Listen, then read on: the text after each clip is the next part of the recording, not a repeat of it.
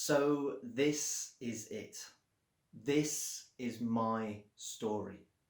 You are about to find out why I started Rob Talks, why I speak about so passionately around the topics of mental health, mental well-being, and any life advice that I can give to people. Any ways that I can help people to live happy and fulfilled lives. My story truly depicts why I do this and why I love doing videos for this YouTube channel.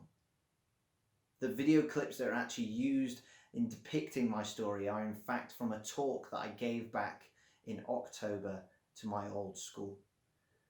And just as a precursor, my story does involve themes related to suffering with mental health, but also with suffering from a medical illness. But even so, I hope that you watch this video, and I hope that if anything, you take some key life lessons away from it, or even just to hear my experience. I hope you enjoy, and I hope you finally understand why I do this and why I have so much passion for Rob Talks. A swinging basket changed my life. Yes, you heard me right. A swinging basket, just like this one. You know, the ones that you find in the park and you try and get your brother or your sister to go into, or try and get your whole family to go into. And initially you start pushing them slowly, but then you get faster and faster and faster. Although that may have just been me trying to annoy my brother. But honestly, a swinging basket changed my life. And today I'm going to tell you how. So let's go back to 2019, the year that I was sitting my A-levels. Before my A-levels, so far the year had gone pretty well. I'd sat some external exams for drama and musical theatre, and they had gone fantastic. I felt confident that I was going to do well in my A-level exams. And so I worked relentlessly, revising, working my socks off. And A-levels came, and they went. And just like that, I was free. I had a free summer to go on holiday with my family, to go on holiday with my friends, which I'd never done before, to play lots of cricket, as much cricket as I could get into the summer. But unfortunately, a swinging basket has to come into this story at some point, right? And unfortunately, a swinging basket turned my summer upside down for me. On the 27th of June 2019, I was laid in a swinging basket with my girlfriend at the time, and we were just sunbathing. But as you can probably tell from the camera, I'm ginger and quite fair-skinned, and so I started to realise as we were sunbathing, I was getting quite badly sunburnt. And so I suggested that it was probably best that we leave and go back home. But just as we were walking down the main path, I'd only been walking for a few paces, and then all of a sudden, a shocking, stabbing pain hit me, going from my left testy up through my groin and to my left kidney. And I didn't understand how. I hadn't knocked my left testy, I hadn't hurt myself in any way, and I was just getting this random stabbing pain, which still to this day I don't know how to explain how it happened, but instantly I knew that we needed to get home. So I got home to where my mum was, and instantly we went to the GP. Once I was at the GP and I was still in excruciating pain, he had no answers for me, and so said that I needed to go to A&E. Then at A&E, after about 9 consultants having spoken to me and examined me, they still didn't know what was wrong. And so they said that I had to stay overnight, which is the first time ever that I've stayed overnight in hospital knowingly. And then the next day, I had an ultrasound scan, and I remember asking the person, like, what's wrong? Because I wanted answers. Nobody was giving me answers. And then a few hours later, as I was laid in my ward bed, a scene out of Casualty, as in the drama, happened before my very eyes. 3 doctors walked down the main stretch of the ward, and one of them specifically came to my bedside. And still to this day, I will never forget what that doctor said to me. He said, "Rob, from your ultrasound scan, we have found that you have 2 lumps in your left testy, which we believe to be cancerous. And so consequently, you have testicular cancer. But you have 110% chance of survival." I mean, what do you do? What do you say or think after such a statement?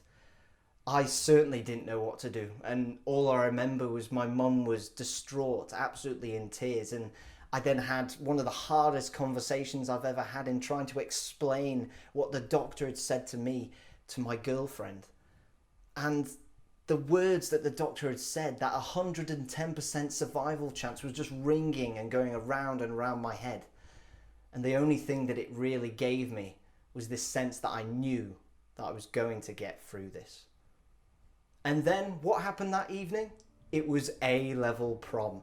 And I felt like I had to go, and I wanted to go to see my friends, but I didn't know who to speak to. I didn't know what to say. I didn't know what to think. I was still processing the whole entirety of this event that had just been thrown upon me at the start of this summer. Then next, within a week, I had surgery to remove my left testy, as this is the only way to stop the cancer from spreading somewhere else, which massively impacted me both mentally and physically. And then a month or so later, I then had a round of chemotherapy to make sure that the cancer wouldn't spread anywhere else. And that in itself was an experience that I will never forget. But in a nutshell, that is my story. That's my story, my experience within life that has changed my life and perception of life forever. Now, it is something that I would never wish upon anybody, because of the pain that it brought me, my family, my friends, and all the loved ones around me. But honestly, that experience has given me some key life lessons. For example, I now know how to be resilient. I can use this experience to honestly feel invincible and get through anything that comes my way. Adversity, mental health problems, whatever it is, I feel invincible. I now understand the perspective of life and how we can manipulate our perspective to improve our career prospects, our relationships, and everything that comes within our lives. I also now understand the true power of our minds and how we can use grit to achieve those ambitious goals that we set ourselves. Now, one part of my story I've only briefly touched upon is how this event mentally affected me. As such an active person, going through the surgery that I had was horrible, honestly, for me. Because after the surgery, I was unable to walk and barely able to move for 2 weeks. I was bedbound, I was stuck on the sofa, not being able to do anything. And this honestly sent me into a spiral of depression and anxiety, and even to the point of feeling suicidal. But one morning, I remember saying to myself that I just need to get better, and I wanted to know how to get better. And so I started to talk. I started to have conversations with my family, where I could, with my friends, about how I was feeling, and they were willing to listen. And then as soon as I went to university, I spoke with a counsellor who massively helped me to change my mindset and improve my mental well-being. I then made sure that I was exercising as much as possible, because I knew that helped me to feel better, doing cycling, playing cricket, whenever I could at university. I then also started to read more and gain more knowledge around how I could look after my mental health with techniques like mindfulness and meditation. But ultimately, what I did was take action.